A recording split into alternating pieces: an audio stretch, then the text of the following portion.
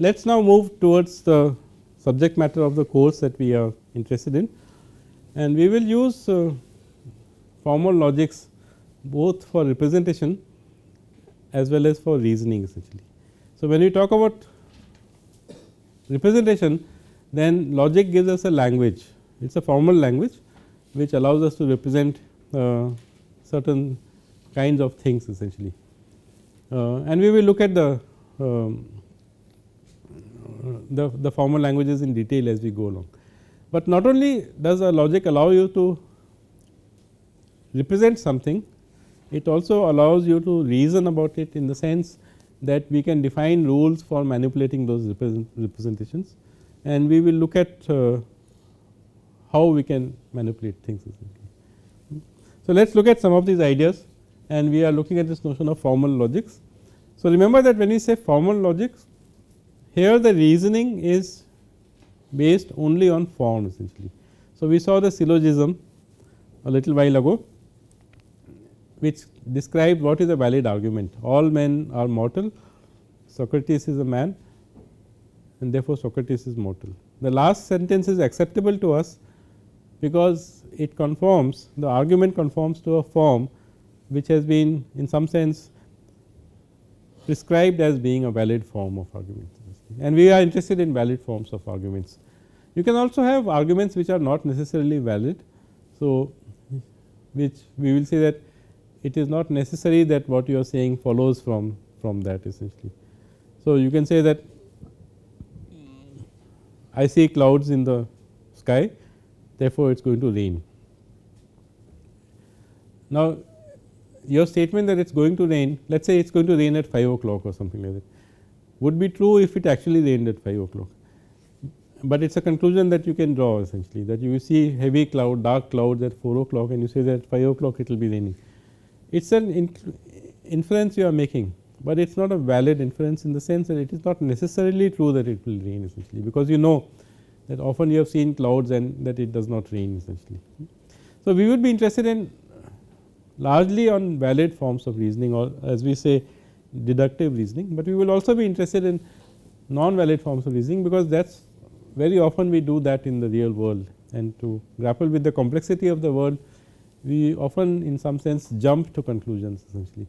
So, we should allow a machine also to do that essentially, to make inferences which are not necessarily true essentially.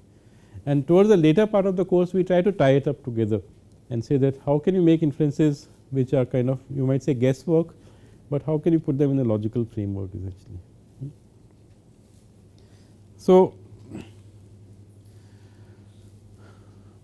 logics are formal languages with well defined rules for manipulations of representation. So, first of all they are formal languages because they are used for representation, and then on top of it we have what we call as rules of inference. We will do this more formally once we get into a specific logic essentially.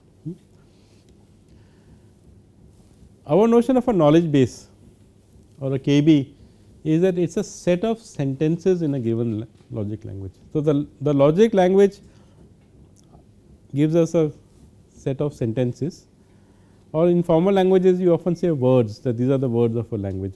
We will use the term sentences here because that is more common in logic. So, a knowledge base is a set of sentences. It is a set in the sense that there is no ordering something, it is just a pool of statements essentially.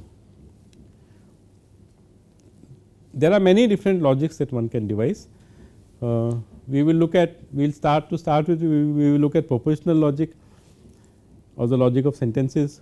Then we will look at first order logic, which is also known as predicate calculus, and then we will look at other logics essentially. So, I will shortly try to list some logics essentially. So, there are different logics which vary on expressivity, how much can you say in a logic essentially, and how much you can say in a manner so that you can reason with that essentially. So, representation and reasoning are going to go hand in hand essentially.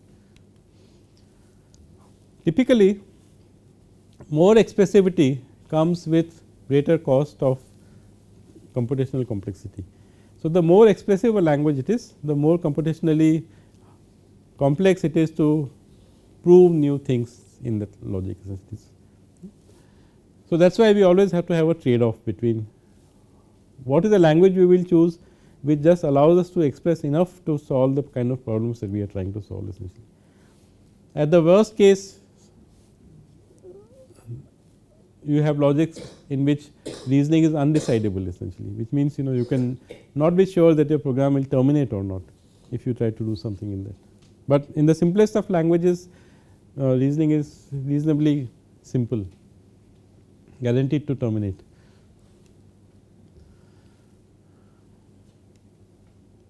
Okay. So,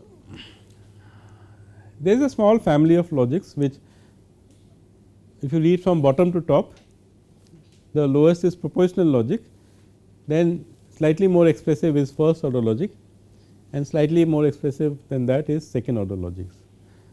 We will look at these in more detail later, but this is a family of what is known as classical two valued logics essentially. So, what do we mean by two valued? That every sentence is either true or it is false. It can only take two truth values essentially. So, these are two valued logics essentially. People have thought of other kinds of logics. So, for example, you might say true, false and maybe essentially, or true, false and don't know essentially. So, people have tried to construct different kinds of logics, but we will be interested in to start with at least in two valued logic, and these are classical logics, and there is an increasing order of expressivity as you go from propositional to first order to second order logic essentially. In fact, Gödel's celebrated incompleteness theorem applies to second order logic. He says that, and we will talk about the notion of completeness as we go along, but essentially second order logic is so powerful in terms of expressivity that you can not even make all the inferences that you should be able to make. That is the notion of completeness. We will come to that as we go along essentially. So, these are the classical logics, and we will spend some time studying these, and principally we will be studying first order logic essentially, because that is the most common thing that we use. All programming languages that you see which have variables in them can be seen as instances of first order logic essentially. Then there are other kinds of logics. You can extend first order logic, or you can extend propositional logic by something which are called modal logic essentially. So, in classical logics you can say a sentence and you can say that it is either true or it is false essentially, but in a modal logic you can introduce modes essentially. So, in the sense you can say that this sentence is necessarily true or that this sentence is possibly true. So, these are two common modal operators as we call them, of necessity and possibility, and you can prefix these operators in the formal languages that we talk about. Maybe we will get time, we will look at a little bit of this by saying that. So, a diamond symbol is used for possibility. So, if you have a sentence and you put a diamond before that, then in modal logic it means this sentence is possibly true. So, if I had made a statement that I see dark clouds at 4 o'clock in the afternoon and it is possible that it may rain at 5 o'clock, then obviously it is a valid inference, because the possibility definitely exists essentially. So, modal logics allow you to do this kind of a thing, or you can say it is necessarily true essentially, that a sentence is necessarily true. So, it is necessarily true that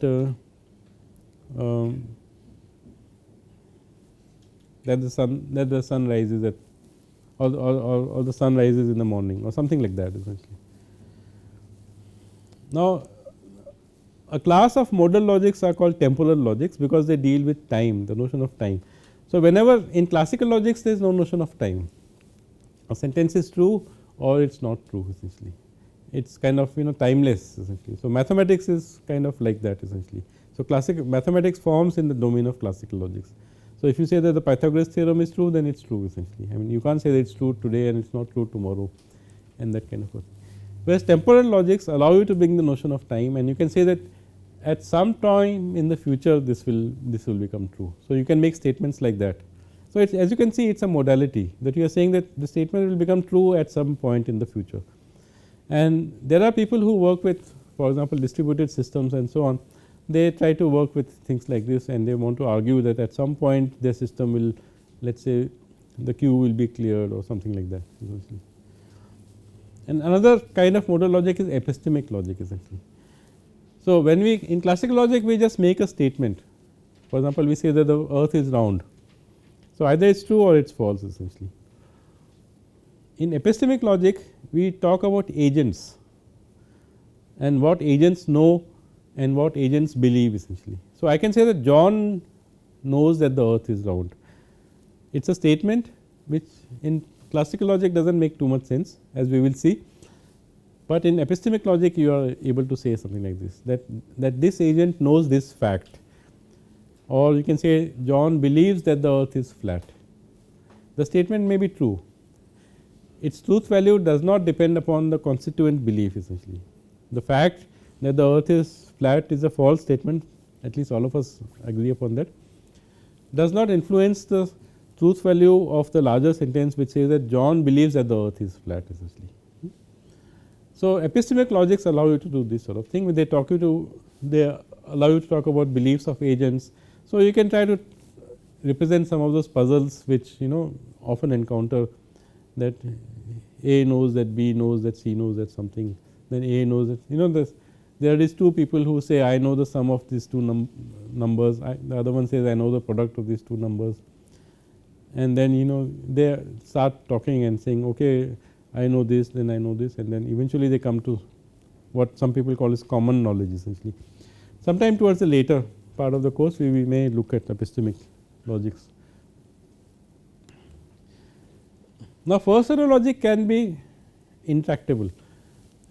It is only semi decidable, which means, as we will see later, that if you give certain kinds of queries you can guarantee that the algorithm will terminate, but if you give certain kinds of queries then it may go into an infinite loop essentially.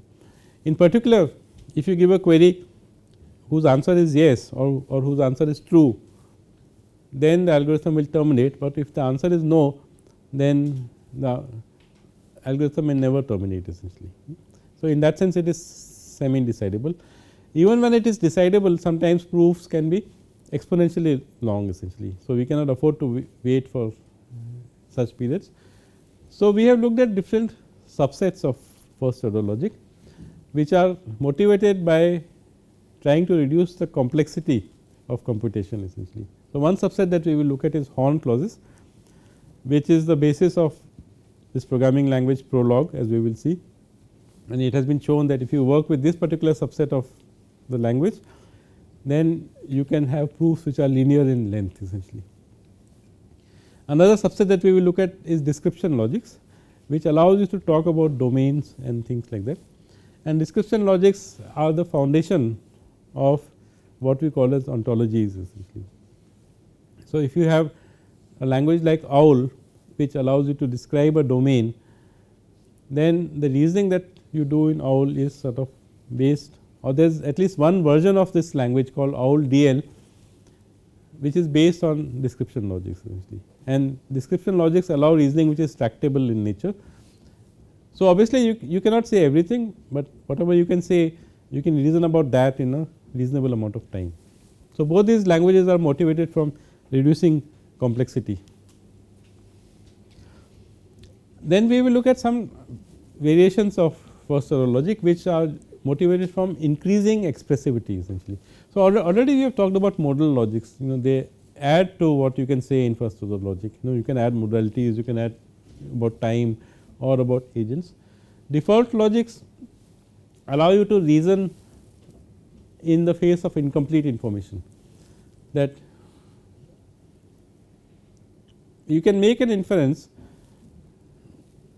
but at a later point of time when you get more information you may take back that inference essentially. So, such reasoning is called non-monotonic reasoning, and such logics are called non-monotonic logics, because the set of statements that you believe to be true may vary over time essentially. And default logics are, or default reasoning is the kind of reasoning that we do so often that we do need to study it carefully. So, for example, if you have come here on a bicycle, you may say okay, once this lecture gets over I will go and hop onto my bicycle and go to the hostel. You are doing some default reasoning on the way. For example, you are making an assumption that your bicycle will still have air in the tires when you go down essentially. It is a default step that we do it without thinking also.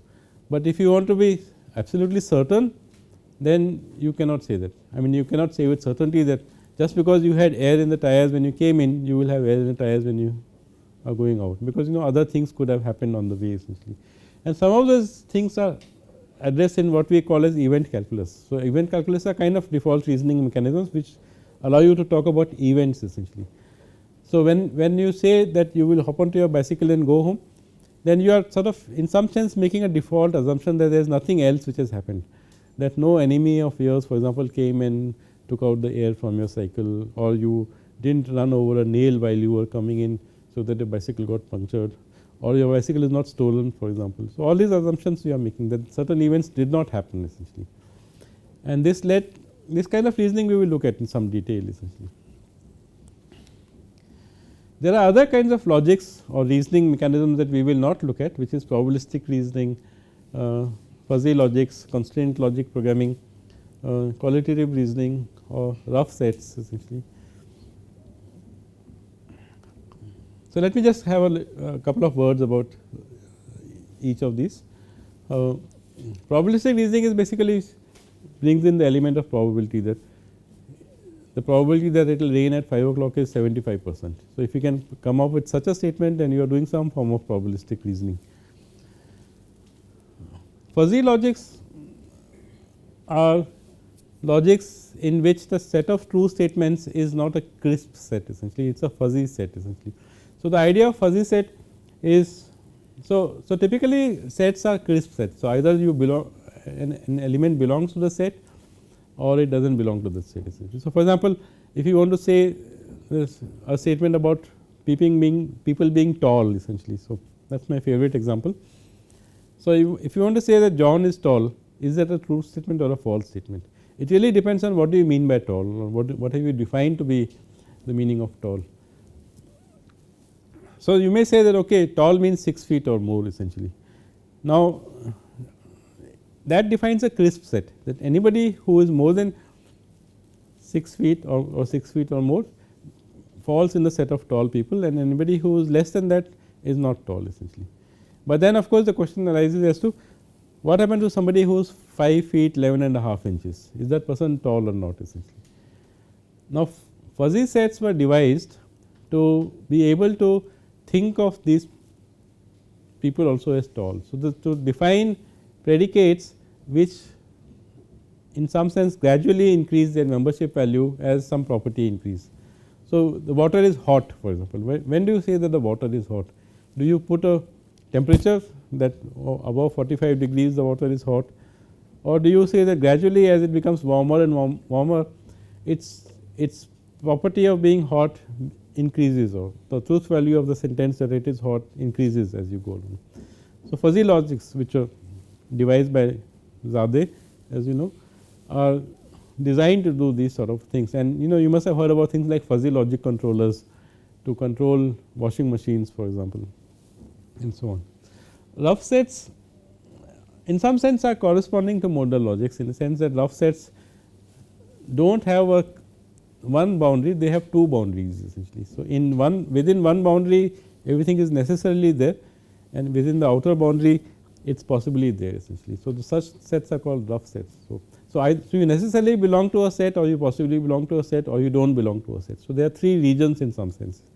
The innermost region is where you necessarily belong to the set, then there is a surrounding region in which you possibly belong to the set, and then the region outside where you do not belong to the set. So, such sets are called rough sets essentially. Now, qualitative reasoning is reasoning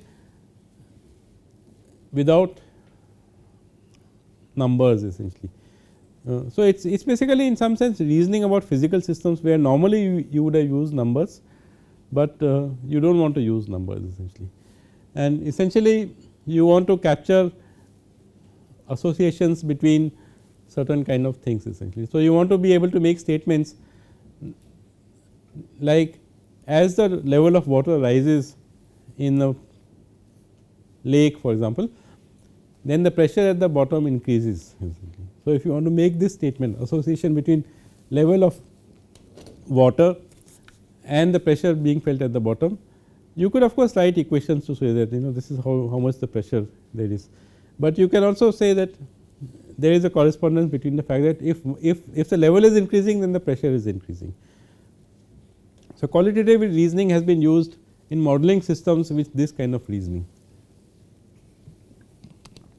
So, I know some people who have used it in diagnosis. For example, you can say when I press the brake, then the car steers or veers towards the left essentially. So, if you make such a statement, then you can use qualitative models to reason with such statements and say what is really gone wrong essentially. So, you reason about physical systems, which normally you would have quantitative models where equations and things like that, but here you do not have quantitative models. So, you say when you throw a ball up, then as it goes higher, its velocity decreases. Okay. So, you are just talking about the effect of gravity here without using the equations of gravity. So, this form of reasoning is qualitative reasoning. And constraint logic programming basically combines logic programming, which is what comes out of Horn clauses, and constraint processing, where you basically model the world in terms of variables and constraints between variables, and then you find for satisfying valuations for those variables essentially. So, a SAT problem for example is an example of a constraint satisfaction problem. So, constraint logic programming has emerged as from a combination of these disciplines essentially. Okay, reasoning we have already said is the manipulation of symbols in a meaningful manner. Maths is replete with algorithms that we use essentially. So, we are interested in these sort of things. So, remember we are manipulating the representations, we are not manipulating ideas. When we manipulate numerals, for example, when you do addition and multiplication of multi-digit numbers, you have an algorithm sitting behind that. So, you look at 5 and you look at 7 below that, then you look up a table in some sense. Of course, you do it mentally. You say that if you see 5 and you see 7, you must write 2 below that, and then you carry over 1 to the next column. So, these are algorithms that we are using, which are simply used on. I do not even need to be able to add myself. I can just look up a table that when I see 5 and 7, what should I write here. So, it is all syntactic in nature essentially. So, whenever we are talking about reasoning, we are talking about syntactic processes without looking at meaning, but which should produce something which is meaningful. So, that is a kind of a conundrum that we have to address. Long division, for example, when children learn long division, they just learn it as a blind procedure, they do not understand what is happening essentially. And we, when we look at Fourier transforms or convolution, we often do this as a procedure essentially. So, we work with algorithms and we want to look for algorithms in that. Okay. So, whenever we talk about logic systems, we talk, I will sort of introduce this notion of soundness and completeness of logical systems here. So, given a knowledge base, remember that a knowledge base is a set of sentences in a given language and a reasoning algorithm which allows you to manipulate symbols in that particular language. The notion of entailment is a very basic notion that we will start with. Given a knowledge base, which other sentences in the language are necessarily true? Remember that we are talking of a given language. So, everything that we can express in that language, and we will look at this when we look at propositional logic again, whichever sentences which are expressible in the language are necessarily true, or which are entailed by the knowledge base, or which are entailed by the premises. So, given a set of sentences or given some things that you know, what else is necessarily true, and when you say what else, we are always talking in the context of a language, what else that is expressible in that language is necessarily true. So, that is the notion of entailment. We will look at this in more detail as we go along. We have a notion of a proof essentially. So, since we are talking about a reasoning algorithm or an algorithm which manipulates symbols in a syntactic fashion, which other sentences in the language can one produce by the reasoning algorithm. So, there are these two notions, you are given a knowledge base, then one question is a kind of semantics, it concerns with semantics or meaning, which says that given that these things are true, what else is necessarily true. So, given that all men are mortal and given that Socrates is a man, one of the sentences which is necessarily true is that Socrates is mortal, but what other sentences are true. So, though that is concerned with entailment, the meaning essentially the truth value. Proof is concerned with what does your algorithm produce essentially. So, can my algorithm look at these two sentences and produce the third sentence by a syntactic process? That is the notion of a proof. Again we will look at this in more detail as we go along, but that is the basics whenever we are talking about logics. The notion of entailment, which is the semantic notion which says what else is true, the notion of proof, which is a syntactic notion which says what can be proved or what can be derived by the algorithm that you are working with essentially. And there are relations between these two things. We talk about soundness of a reasoning algorithm in a given language. A logic is sound if and only if true statements in the language can be proved. If only true statements can be proved. So, whatever the system produces must be true, then we say it is sound or valid. We say a logic is complete or a reasoning algorithm is complete if all true statements can be proved essentially. So, there is no true statement which cannot be proved essentially. Now, it is true that as we will see, propositional logic is sound and complete, first order logic is also sound and complete, but as Gödel showed, second order logic is not sound and complete. You cannot prove all statements in second order logic essentially. Okay, so, let me end with the syllabus for our course here. What we just did actually was the overview and historical perspective.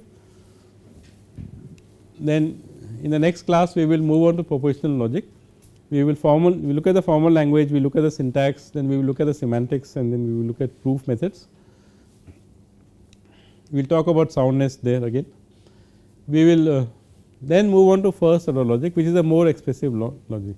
The difference between propositional logic and first order logic is that first order logic allows you to talk about variables essentially. So, whenever you say all men, implicitly you are using a variable. Now, in propositional logic we cannot reproduce the syllogism essentially, but in first order logic, as we will see, we can, because we are allowed the mechanism of using a variable essentially. And basically the difference between propositional and first order logic is that you are allowed to use variables, you are allowed to use quantifiers over variables. You can say all men or some men and this kind of statements essentially. Second order logic allows you to talk about quantifiers over predicates essentially. So, which we will see later, but we are not going to study second order logic very much. Then we will look at horn clauses, which is one of the subsets which is more tractable of FOL, and we will look at a particular proof procedure or a particular reasoning algorithm called the SLD resolution, and we will see that how this forms the backbone of the language prologue, which you must be familiar with, or some of you must be familiar with essentially. Then we will look at the notion of forward chaining and a structure called the rated network, which was the basis of what people call as expert systems in the 1980s, or rule based expert systems, which uses something called the forward chaining inference engine or expert system shell, as they used to call it. But one of the key ideas behind that was something called the rated network. We will look at that. Then we will look at structured knowledge. We will look at frames, which was introduced by Minsky, then script goals and plans, which was introduced by Roger Schank, and we will see how they are used for reasoning essentially. Then we will move on to description logics. As I said, this is another subset which is tractable of FOL, and we will see that this forms the foundation of many ontology languages like OWL-DL for example. Then we will look at inheritance. Inheritance, whenever you talk about taxonomies, object oriented programming. Object oriented programming can be traced back to the idea of frames, which was introduced by Minsky essentially. And one of the features about object oriented programming is inheritance, that you can inherit something from your ancestor essentially. But what if you have multiple ancestors and they are, which do you inherit everything from them? What if there is conflict between them? One of them says that certain property is true, another of them says another property is not true. Which is a more acceptable feature to inherit essentially. So, some of those issues we will look at when we study inheritance. Then we will move on to default reasoning, making inferences with incomplete information, when we will talk about knowledge and belief essentially. Then event calculus, as I said, reasoning about time and change. Something happens, something else happens, and so on. So, I pick up this bottle, then I should be able to conclude that I am holding the bottle. So, there was an action which happened or an event which happened, as a result of which something became true. These kind of logics are used in event calculus, where we will reason about time and change essentially. And finally, depending on how much time we have left, we will look at some form of epistemic logics which reason about multi-agent systems. Okay, so these are the two textbooks that as I said that we are going to use. One is this book by Brackman and Lewis, the first reference. You can find an Indian edition available, and it may not be too expensive if you want to buy it, I think. And this is the other one is my book, which is textbook of AI, and you can find only an Indian edition or South Asian edition for this book. So, apart from that we will use some of these references, and so there are a couple of references by Shank which talked about this idea of scripts and goals and plans that we will see. Then Shanahan talks about a calculus of events, as you can see the title. Then John Sova, who we showed a cartoon from, talks about one form of represented called conceptual graphs essentially. Maybe we will look at that.